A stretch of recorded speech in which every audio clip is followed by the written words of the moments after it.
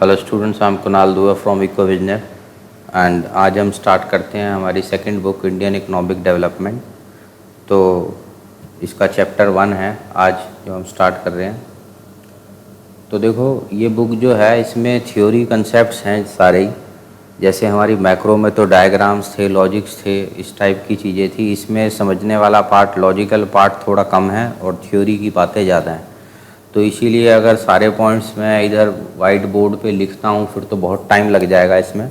तो मैंने क्या किया, एनसीईआरटी बुक लेके उसमें से उस एनसीईआरटी वालों ने तो सारा ही पैराग्राफ फॉर्म में दे रखा है, तो उसमें से हमने क्या करें, हेडिंग्स बना ली हैं और उसी को शॉर्ट एक्सप्लेनेशन में, पूरी लैंग्वेज नहीं लिखी, शॉर्ट एक्सप्लेनेशन में इंग्लिश में भी लिख दिया और सिंपल हिंदी में मैं भी साथ साथ आपको समझाता रहूँगा।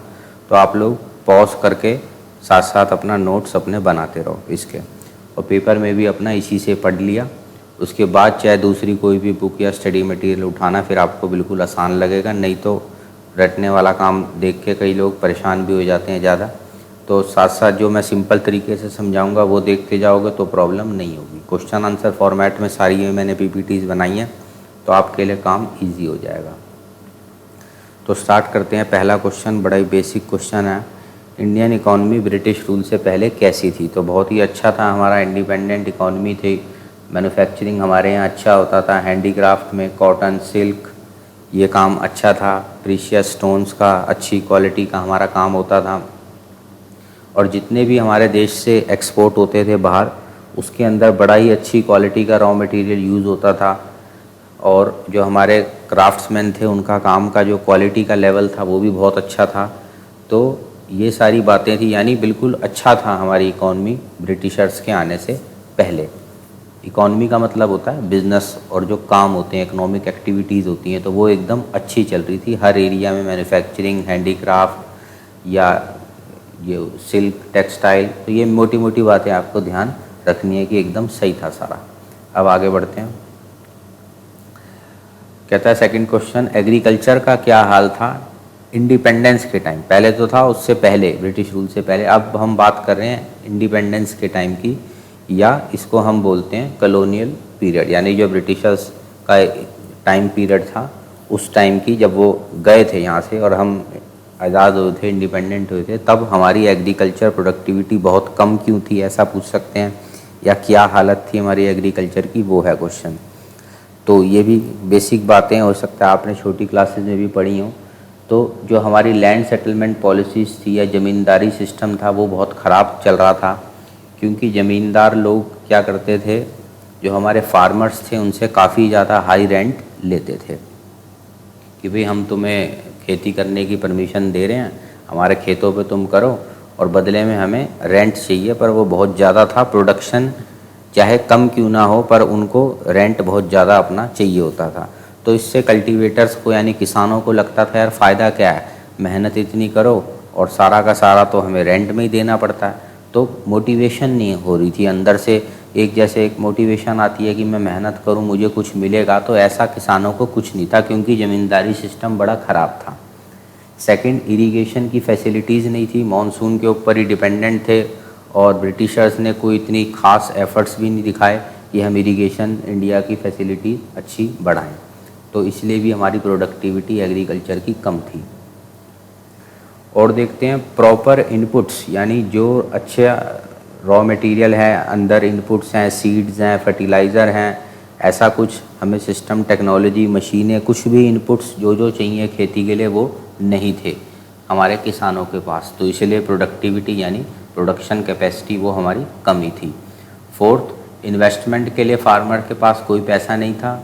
और दूसरा, जैसे मैंने पहले ही बताया था, एक इंसेंटिव होता है कि मैं बिज़नेस में कुछ पैसा लगाऊं, कुछ कमाऊं। अगर मुझे पता है कि कुछ कमाई ही नहीं होनी, तो मेरे अंदर इंसेंटिव ही नहीं है कोई कि मैं इन्वेस्टमेंट बढ़ाऊं और पैसा लगाऊं, क्योंकि पैसा तो सारा का सारा ज़मींदार लोग खा जाते थे, हमारी जो इनकम होती थी फार्मर्स की। तो उनके अंदर कोई मोटिवेशन इन्वेस्टमेंट बढ़ाने का नहीं आ रहा था किसानों के पास, ना इतना पैसा था कि अपनी जेब से वो लगाएं, ना उनको कोई बेनिफिट लग रहा था पैसा लगाने का। Fifth, commercialisation of agriculture. Commercialisation का मतलब होता है, जैसे हम कहते हैं कमर्शियल दुकान, यानी बिज़नेस एक्टिविटी करना। तो एग्रीकल्चर जहाँ पहले हमारे यहाँ थी खेती कि हम सब फूड क्रॉप्स उगाएं और सब मिलजुल के अपना खा लें, यानी कंज्यूम कर लें। तो उसकी बजाय अंग्रेज़ों ने क्या करा, कमर्शियल क्रॉप्स पे ज़्यादा फोकस किया। हमारे फार्मर्स को बोला कि तुम कमर्शियल क्रॉप उगाओ, जिसे हम कैश क्रॉप भी बोलते हैं, जो ब्रिटिशर्स को चाहिए, जैसे इंडिगो। यानी उनको इससे कोई मतलब नहीं इंडिया में राइस वीट की प्रोडक्शन हो रही है या नहीं हो रही, या हिंदुस्तानियों के पास कमी पड़ जाएगी।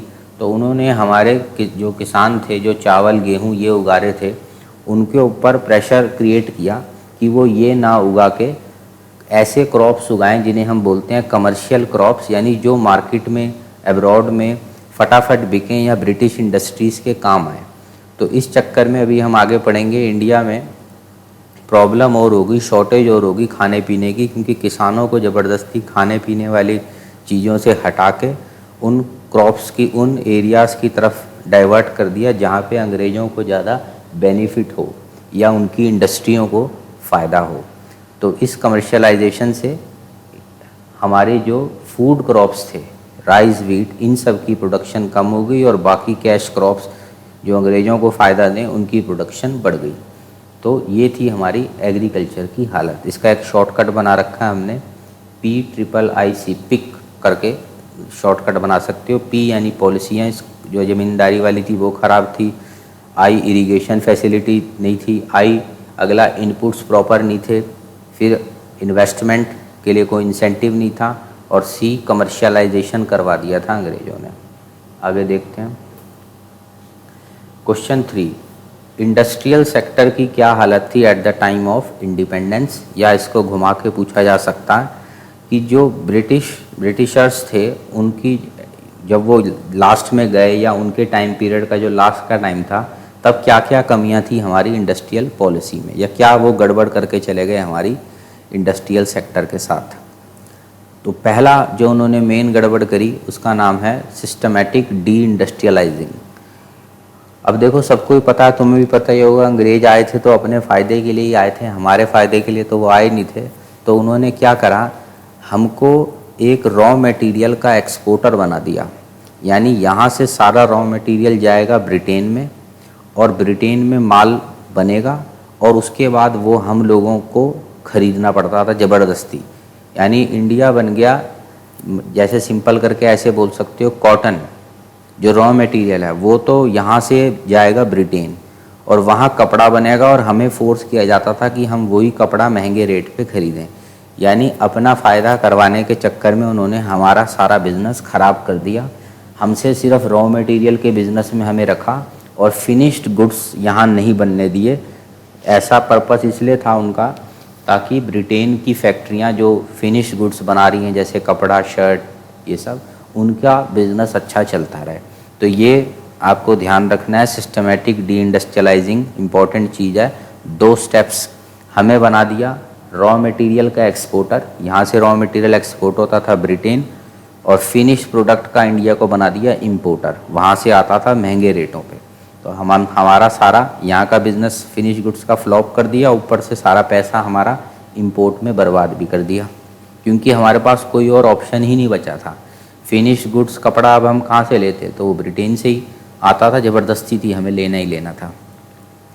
Second point, decline of indigenous handicraft industries. Indigenous मतलब जो हमारी इंडिया की हैंडीक्राफ्ट इंडस्ट्रियाँ थी वो उन्होंने बर्बाद करवा दी। उल्टी सीधी पॉलिसियाँ, टैक्सेस लगवा के सारे हमारे हैंडीक्राफ्ट बिजनेस एकदम फ्लॉप करवा दिए, और इंडिया में हो गई सब चीज़ों की शॉर्टेज।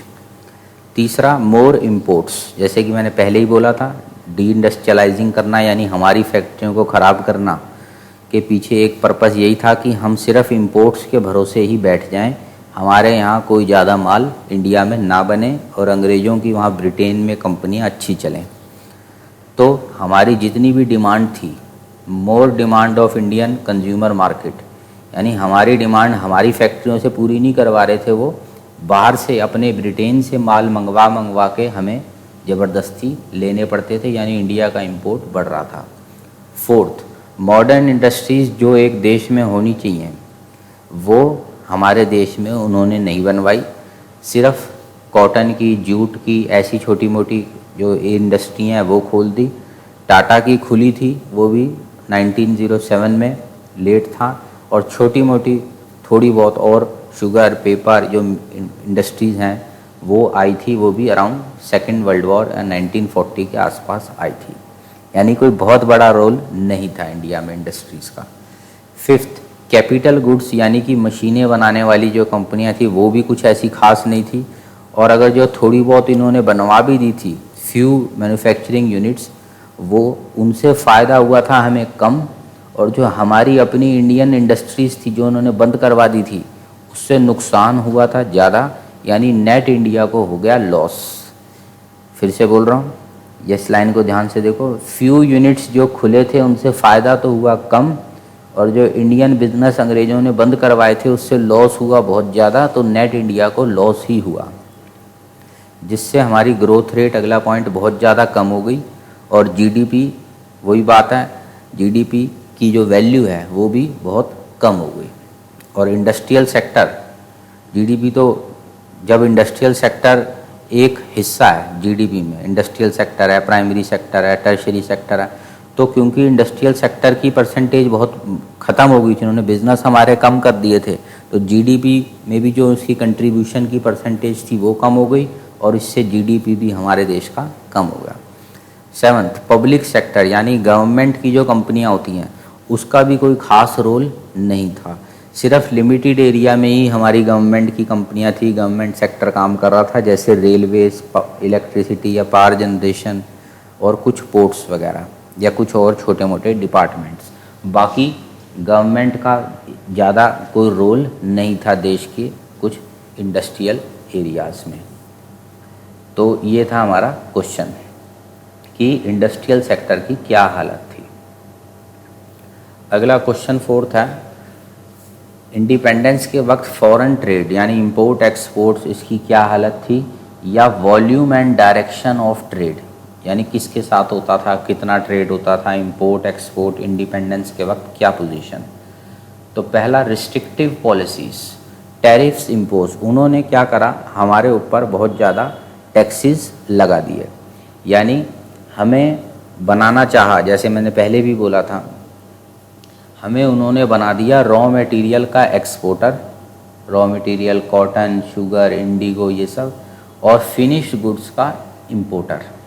यानी यहाँ से सारा रॉ मटेरियल अगर हम अपने देश में यूज़ करके माल बनाते तो रॉ मटेरियल भी हमारा होता, फिनिश प्रोडक्ट भी हमारा होता, पर उन्होंने ऐसा नहीं करने दिया। हमारा सारा रॉ मटेरियल अपने देश ब्रिटेन में ले गए, वहाँ से माल बना के फिर हमें ज़बरदस्ती देते। और अगर हमें अपना माल कहीं और बेचना होता, मान लो ब्रिटेन के सिवाय किसी और देश में बेचना होता, तो दुनिया जहाँ के हम पे टैरिफ्स या टैक्सेस ये लोग लगा देते।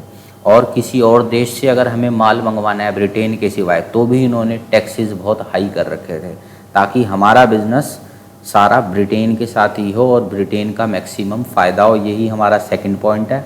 More than half of India's trade उन्होंने वहाँ कर रखा था अपने ब्रिटेन के साथ ही, और बाकी भी कोई बहुत ज़्यादा देशों के साथ नहीं था, छोटे मोटे बस कुछ देश ही थे। तो ये थी हमारी प्रॉब्लम इंडिपेंडेंस के टाइम की। फिर इन्होंने क्या करा, स्विस कैनाल की ओपनिंग करी। अब देखो इस मैप से तुम्हें समझ आ जाएगा, ये इंडिया में अगर हमें यूरोप लंदन साइड जाना है तो देखो एक ऊपर लाइन लिखी हुई है जहाँ लिखा हुआ है 7200 माइल्स, यानी कि यहाँ से स्विस कैनाल की वजह से हम डायरेक्ट यहाँ पहुँच गए। जबकि पहले जब ये स्विस कैनाल ये रास्ता बंद था, यहाँ कोई शिप का आना जाना नहीं होता था, तो हमें मुंबई से यहाँ अफ्रीका के नीचे से होते हुए अटलांटिक ओशन 12,300 माइल घूम के लंदन तक अपना माल पहुँचता था। तो उन्होंने सिर्फ अपने फ़ायदे के लिए हर चीज़, इन्होंने अंग्रेज़ों ने अपने फ़ायदे के लिए ही करी है। ये बीच में स्विस कैनाल का एक रास्ता बना डाला ताकि शिप्स हमारे शॉर्ट डिस्टेंस से ब्रिटेन पहुंच जाएं, इनके पास, ब्रिटेन के पास रॉ मटेरियल भी आ जाए और ब्रिटेन से फिनिश्ड गुड बन के इंडिया में भी आ जाए इजीली। तो ये इन्होंने अपने एक और फ़ायदे का काम कर लिया था, स्विस कैनाल खोल के रास्ता बना दिया है शॉर्ट। चौथा, एक्सपोर्ट्स इंडिया के अच्छे चल रहे थे, पर प्रॉब्लम ये हो रही थी अगर सारा का सारा इंडिया का माल ये लोग ब्रिटेन भेज रहे हैं या और देशों में भेज रहे हैं, खुद कमा रहे हैं, इंडिया के पास जो डोमेस्टिक अवेलेबिलिटी है यानी हिंदुस्तानियों के लिए जो माल था वो हो चुका था बहुत कम, तो उससे हो रही थी हमें प्रॉब्लम। हमारा सारा रॉ मटेरियल, सारा सामान तो ये बाहर ही बेच देते थे और हमारे अपने यूज़ के लिए माल नहीं बचता था। तो एक्सपोर्ट सरप्लस तो आ रहा है क्योंकि एक्सपोर्ट ज़्यादा है, पर कोई इंडियंस के खाने के लिए, इंडियंस के यूज़ के लिए माल कम हो रहा था। और एक्सपोर्ट सरप्लस ये नहीं है कोई हमें हिंदुस्तानियों को मिल रहा था, वो भी पैसा ये अंग्रेज ही खा रहे थे और अपने फ़ायदे के लिए उस पैसे को यूज़ करते थे, जो कि है 0.5। एक्सपोर्ट इनकम से वो लोग अपने ऑफिसेज जो बना रखे थे ब्रिटेन में या इधर उधर और अपने लड़ाई झगड़ों में कब्जा करने में और जगहों पे, उसके लिए इस्तेमाल करते थे हमारे रॉ मटेरियल को एक्सपोर्ट कर करके जो पैसा इकट्ठा करते थे ये अंग्रेज। तो ड्रेन ऑफ इंडियन वेल्थ, हमारा सारा पैसा इन्होंने बर्बाद कर दिया। एक्सपोर्ट्स में हमारा सामान भी ले गए और जो पैसा मिला उससे भी हमें कुछ नहीं दिया, अपना ही फ़ायदा कराया। अब देखो इसको याद रखने का शॉर्टकट, फॉरेन ट्रेड शॉर्टकट बना लो, फोर्ड एक्सपोर्ट। एफ हो गया, इन्होंने फुल कंट्रोल कर रखा था। ओ opening Suez canal. Are restrictive policies, हर जगह tax. The drain of Indian wealth, पैसा लूट लिया सारा। ई एक्सपोर्ट सरप्लस तो कमाया पर हिंदुस्तानियों के लिए कुछ नहीं छोड़ा, माल हमारे लिए नहीं छोड़ा इन्होंने। आगे देखते हैं क्वेश्चन 5, डेमोग्राफिक प्रोफाइल या quantitative appraisal of India's demographic profile. सबसे पहले तो डेमोग्राफिक का मतलब क्या होता है, यानी स्टैटिस्टिकल डेटा अबाउट कैरेक्टरिस्टिक्स, यानी हमारी जो पॉपुलेशन है, सिंपल हिंदी लिख सकते हो, हमारी पॉपुलेशन की खास बातें, जैसे किस एज ग्रुप की है, जेंडर, पढ़ाई कितनी है, क्वालिटीज़ और क्या क्या हैं, स्किल्स कितनी हैं, हमारी पॉपुलेशन की खास बातें, सिंपल हिंदी। तो क्या थी हमारी पॉपुलेशन की खास बातें at the time of independence? पहला, लेवल ऑफ लिटरेसी या पढ़ाई बहुत कम थी, लेस देन 16%। फीमेल लिटरेसी तो और भी कम थी, अराउंड 7%। देखो 100% एग्जैक्ट डेटा तो याद नहीं कर पाओगे, जो कर पाएँ तो बहुत अच्छी बात है, पर फिर भी नियर अबाउट पता होना चाहिए। जैसे मोटा मोटा 15% के आसपास ओवरऑल ऐसे याद रख सकते हो। फीमेल लिटरेसी अराउंड 6 to 7, तो एक आध आगे पीछे चलो थोड़ा हो जाए, पर जो कर सकते हैं तो बहुत अच्छी बात है, नहीं तो मोटा मोटा तो पता होना चाहिए। ट्रू फॉल्स में मोटा मोटा पूछा जा सकता है, जैसे कि इंडिपेंडेंस के वक्त हमारा लिटरेसी लेवल था 50%, अब ये तो ट्रू फॉल्स में पूछा जा सकता है, तो बोलेंगे नहीं इतना ज़्यादा हाई तो नहीं था, फॉल्स है। Second, lack of public health facilities, नाम से ही लग रहा है डेमोग्राफिक प्रोफाइल, यानी हमारे यहाँ की खास बात थी कोई फैसिलिटी हमारे पास नहीं थी, तो बीमारियाँ पॉपुलेशन में बहुत ज़्यादा थी, पानी से रिलेटेड और एयर से रिलेटेड। तीसरा, ये भी बड़ा कॉमन पॉइंट है, हाई मोर्टेलिटी रेट, यानी मरने का जो रेट था बहुत ज़्यादा था, 218 पर 1000, जबकि आज की डेट में है ये सिर्फ 40 पर 1000। तो आज तो काफ़ी कंट्रोल है डेथ रेट, उस वक्त बहुत हाई था। लो लाइफ एक्सपेक्टेंसी, यानी एवरेज लाइफ हमारी उस वक्त कम थी 44 ईयर्स, आज है 68 ईयर्स, ये ध्यान रखना पड़ेगा, 1 मार्कर पूछा जा सकता है। एक्सटेंसिव पावर्टी, तो नाम से ही लग रहा है गरीबी बहुत थी उस वक्त, हमारी पॉपुलेशन में हर जगह गरीबी बहुत हाई थी। Sixth, occupation structure, simple Hindi लिख सकते हो कि हमारे लोग कैसे काम कर रहे हैं, कौन कौन से एरियाज़ में काम कर रहे हैं, जैसे प्राइमरी सेक्टर में, सेकेंडरी में, टर्शरी में, कहाँ कहाँ हमारे लोग काम कर रहे हैं, कितनी परसेंटेज कहाँ है, उसे बोलते हैं ऑक्यूपेशनल स्ट्रक्चर। तो बड़ा ये तो कॉमन बात होगी, सभी को पता होगा कि हमारे देश के मेजॉरिटी लोग प्राइमरी में होंगे, सेकेंडरी में या टर्शरी में। तो सबों ने अगर बेसिक पुरानी क्लासें भी अपनी याद हों तो प्राइमरी में ही थे हमारे मेजॉरिटी लोग। तो पहला पॉइंट, एग्रीकल्चर सेक्टर में हमारे मेजॉरिटी लोग थे, अराउंड 70 to 75%, और मैन्युफैक्चरिंग में 10%, सर्विसेज में 15 से 20, तो नियर अबाउट ये फिगर्स पता हों। सेकंड, रीजनल वेरिएशन, मतलब हमारा रीजन वाइज परफॉर्मेंस जो थी वो अलग थी। कुछ एरियाज़ में एग्रीकल्चर ज़्यादा था, यानी रीजनल डिफरेंसेस थे, ये नहीं पूरी इंडिया में ही एग्रीकल्चर ज़्यादा था, इन जनरल था ज़्यादा, पर उसके बावजूद रीजन वाइज भी डिफरेंस था। ये हमारी सेकंड खास बात थी। जैसे लिखा हुआ है ये मद्रास एरिया, बॉम्बे, बंगाल, इस टाइप के एरिया में जो था वो एग्रीकल्चर का रोल कम हो रहा था, पर मैन्युफैक्चरिंग सर्विसेज धीरे धीरे बढ़ रही थी। और जबकि बाकी एरियाज जो थे हमारे उड़ीसा, राजस्थान, पंजाब, यहाँ पे एग्रीकल्चर का रोल बहुत ज़्यादा हो रहा था। अगला क्वेश्चन देखते हैं, 7th, condition of infrastructure. Infrastructure हो गया हमारा रेलवे, रोड, एजुकेशन, हॉस्पिटल, ये सारी चीज़ें। तो इन अंग्रेज़ों ने थोड़ा बहुत बेसिक इंफ्रास्ट्रक्चर तो बनाया, railway, water veg, post, telegraph, पर जो रियल मोटिव था, ये लाइन मेन है, वो हमारे देश की डेवलपमेंट करना नहीं था, अपने पर्पस के लिए बनवाया था। यानी जो ये वहाँ पे हमारे ऊपर राज कर रहे थे वो इजी हो जाए और सारा इंपोर्ट एक्सपोर्ट जो माल का आना जाना है इंडिया से वो आसान हो जाए अंग्रेज़ों के लिए। उनको सिर्फ अपना फ़ायदा चाहिए था, हमारे से कोई मतलब नहीं था। तो पहला है इसमें इंफ्रास्ट्रक्चर, रेलवे 1850 में इन्होंने इंट्रोड्यूस करा। और रेलवे से दो बातें हुई हमारे देश में। पहला, अब देखो दोनों बातें देखनी है, पॉजिटिव भी हुई, नेगेटिव भी। इससे लोगों को लॉन्ग डिस्टेंस ट्रैवल की सहूलियत मिली और वो दूर आना जाना कर सकते थे।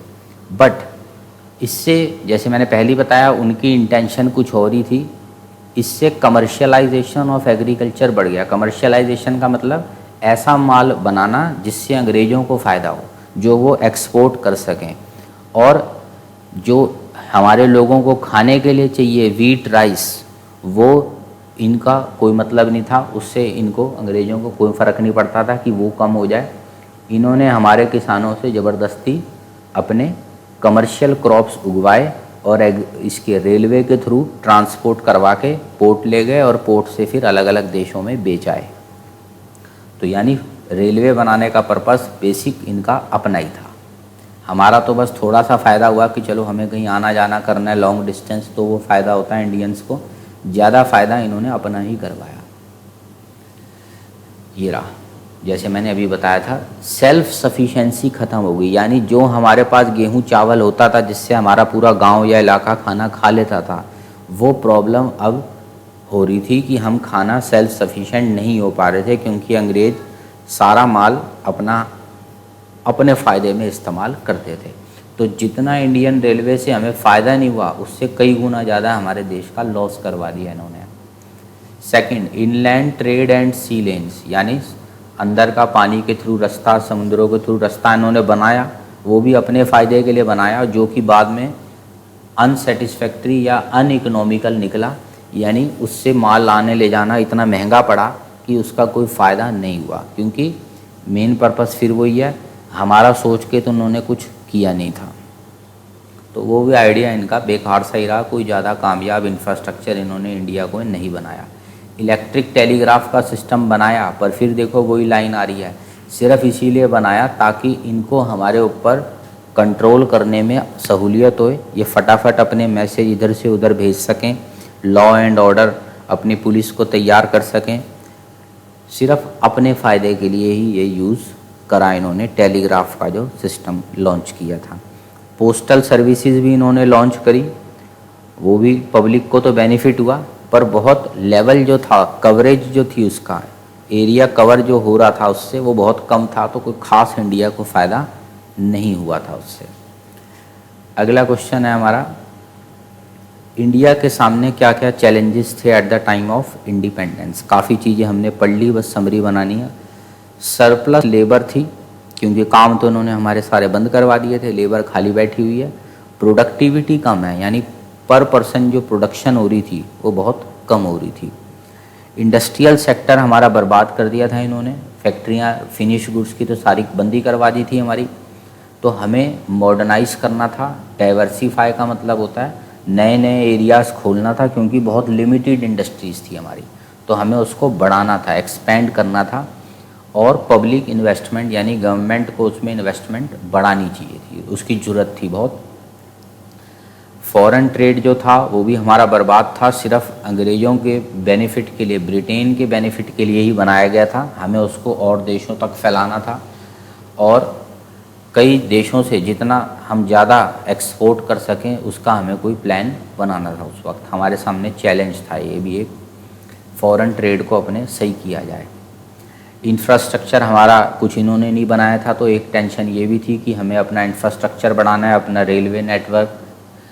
उन्होंने तो सिर्फ मेन जहाँ जहाँ से उनको अपना माल आना ले जाना है वहीं रेलवे बनाई थी, और क्योंकि उन्हें हिंदुस्तानियों से कोई मतलब नहीं था। अब हमें ये था कि हिंदुस्तानी आपस में अपने इलाके से दूसरे इलाके में जा सकें, ये नहीं सिर्फ माल लेके हमें बाहर एक्सपोर्ट करना है वो रास्ते, बाकी रास्तों में भी हमें रेलवे की ज़रूरत थी।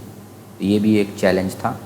अगला पावर्टी अनएम्प्लॉयमेंट तो बड़ी कॉमन प्रॉब्लम है, अभी पूरा एक चैप्टर भी आएंगे इसके ऊपर, कि वो भी बहुत बड़ी टेंशन थी हमारे देश के सामने जिसको सरकार को हैंडल करना था। अब देखो ये स्लाइड क्यों डाली है मैंने, तो एक बड़ी सिंपल सी बात है, इनपुट इफ़ेक्ट्स आउटपुट, चाहे बिजनेस हो चाहे हमारा दिमाग हो। अब खासकर आजकल के टाइम में जब कोरोना की टेंशन इतनी चल रही है सबके साथ, तो कई बार क्या होता है, जो इनपुट हमें मिल रहा है सारा दिन दिमाग में, वो हमसे जो एक आउटपुट चाहिए वो जनरेट नहीं कर पाता, चाहे पढ़ाई हो, बिजनेस हो, कोई भी एरिया हो। तो अगर पढ़ाई तो तुम यहाँ से चलो कर रहे हो, बुक्स भी तुम्हारे पास हैं, स्कूल से भी अपनी पढ़ाई कर रहे हो, पर जब तक जिस चीज़ में तुम्हें अपनी पढ़ाई स्टोर करनी है तुम्हारे दिमाग में अगर इनपुट सही नहीं जा रहा बाकी चीज़ों का, तो ये जो नॉलेज चाहे तुम यहाँ से ले भी रहे हो वो ढंग से स्टोर हो नहीं पाती, रिटेन करना मुश्किल होता है। पेपर के वक्त रीगेन करना उस नॉलेज को, क्वेश्चन घुमा के आया है वो तुम्हें समझ आ जाए, वो सब प्रॉब्लम होती है। अगर तुम यहाँ वाला स्टडी मटेरियल भी देखो तो हर चैप्टर के बाद कुछ ना कुछ हम पॉजिटिव टिप्स डालते हैं, पॉजिटिव रहने के, खुश रहने के, क्योंकि जितना हमारे अंदर खुशी के थॉट्स जाएंगे हमारी परफॉर्मेंस अपने आप बढ़ती है। तो ये फॉर्मूला लगभग अब तो 20 साल हो गए, हम हर साल से ही सब बच्चों को ऊपर लगाते ही हैं। तो वैसे तो लाइव क्लास में वहीं लगाते थे, पर अब वीडियोस के थ्रू बना रहे हैं, तो मैंने सोचा वीडियोस में ही मैं एक एक करके जो मैं पॉइंट्स स्टडी मटेरियल में हर चैप्टर के बाद डालता हूँ वो कवर करता रहूँ। तो आज हमारा जो पॉइंट है कि बड़ी सिंपल सी बात है, कई लोगों की आदत होती है हर वक्त कंप्लेंट ही करते रहना, हर चीज़ को टेंशन बना लेना। तो अगर ध्यान से तुम सोचो तो हर बात का हल्ला मचाना, हर बात को मैग्नीफाई करना, छोटी बात को बड़ा बनाने से इससे कोई हमारा फ्यूचर ब्राइट तो हो नहीं रहा। करना तो हमें ही खुद पड़ेगा, जो है उसको एक्सेप्ट करना ही ठीक रहता है। जो बीत गया, जो प्रॉब्लम है मेरे साथ, कोई बात नहीं, पर कम से कम अगर मैं पॉजिटिव रहूं तो उस प्रॉब्लम को सॉल्व करने का फ्यूचर में कोई चांस बनता है, कुछ परसेंटेज बन सकती है, मैं सॉल्व कर पाऊंगा। पर रोता ही रहें अगर हर वक्त ये है मेरी ज़िंदगी में, ये है, ये टेंशन, वो टेंशन, तो फिर तो फ्यूचर में भी वो टेंशन मान के चलो पक्का रहेगी ही रहेगी, क्योंकि तुमने उसको सॉल्व करने के लिए एफर्ट्स कोई कर नहीं पा रहे, दिमाग का लेवल अपना बढ़ा नहीं पा रहे। तो क्या करना है, इसका रिवर्स करो। कंप्लेंट्स की बजाय जो भी कुछ है, चाहे कुछ तो पॉजिटिव होगा हमारे में, फिज़िकली हम लोग फिट हैं, भगवान ने पैसा ठीक ठाक दिया है, अच्छी एजुकेशन ले रहे हैं, हाथ पांव ठीक हैं, तो या और भी कई चीज़ पॉजिटिव हो सकती हैं, अच्छी फैमिली है, कुछ ना कुछ तो पॉजिटिव है ही, फैमिली का अच्छा बिजनेस है, अच्छी जॉब है, कुछ ना कुछ फाइनेंशियल हेल्थ अच्छी है, तो कुछ ना कुछ तो पॉजिटिव सबके पास है ही। उसके बारे में सोचो और खुश रहो, तो प्रोबेबिलिटी है कि जो भी टेंशन थी भी सही अगर लाइफ की, उसको सॉल्व करने की थोड़ी ताकत मिल जाएगी। तो ऐसे ही कुछ ना कुछ हम एक टिप रोज़ क्लास के एंड में मैं डिस्कस कर लिया करूँगा, और अपना नोट्स इसके बनाओ। इंडियन इकनॉमी है, एक दिन में हमने जैसे आज चैप्टर 1 अपना पूरा ख़त्म कर दिया, तुम्हें हो सकता है टाइम लगे पॉज करके वीडियो का अपना नोट बनाने में, पर मैं इसको थोड़ा स्पीड से फिनिश कर पाऊँगा, क्योंकि मेरे को अब सारा लिखना नहीं है, मैंने यहीं शॉर्ट में सारा लिख रखा है। तो आज की क्लास में हम यहीं तक रखते हैं, नेक्स्ट क्लास में हम चैप्टर 2 स्टार्ट करते हैं। ठीक है, थैंक यू।